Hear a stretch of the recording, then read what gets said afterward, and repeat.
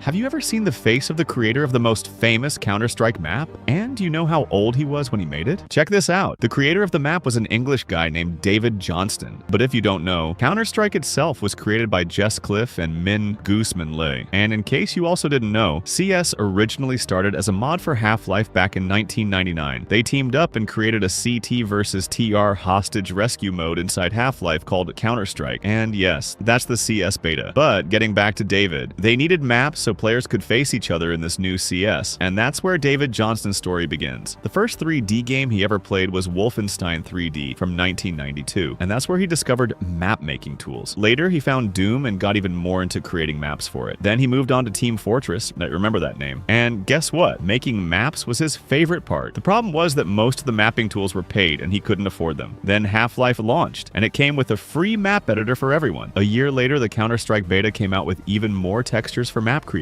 Just a few months after that, David made his first CS map called War-Torn Retirement Home, which was basically a war-torn retirement home. This was in CS Beta 3. Some players liked it, so he kept making more maps and gaining more experience. Soon he created CS Tire, which officially entered the CS Beta map pool. Since he was active on the CS Beta mapping forums, the developers eventually invited him to make an official map for the game, and they even assigned a texture artist to help him. Yes, he was given full access to create an official Counter-Strike map with custom textures, but here's the crazy part. How old was David at the time? Believe it or not, he was only 16 years old. His inspiration came when he was walking home from school and saw a trailer for the new Team Fortress 2, the sequel to a game he absolutely loved. The game would later be canceled, but at the time he was incredibly hyped. He thought, I want to play something like that right now. So he decided to make a CS beta map inspired by the sandy environments he saw in that TF2 trailer. If you compare the trailer images with the map, you can actually spot very similar areas. He was so excited that he pushed through and exported everything into Counter-Strike, and the community loved it. He named the map The Dust. Players also loved the brand new mechanic it introduced, planting a C4 bomb instead of rescuing hostages. The community liked it so much that they asked for a second version, and that's how, at just 16 years old, David Johnston created the most famous Counter-Strike map of all time, The Dust 2, which completely focused on bomb planting instead of hostages. And for those who are curious, this is what he looks like today.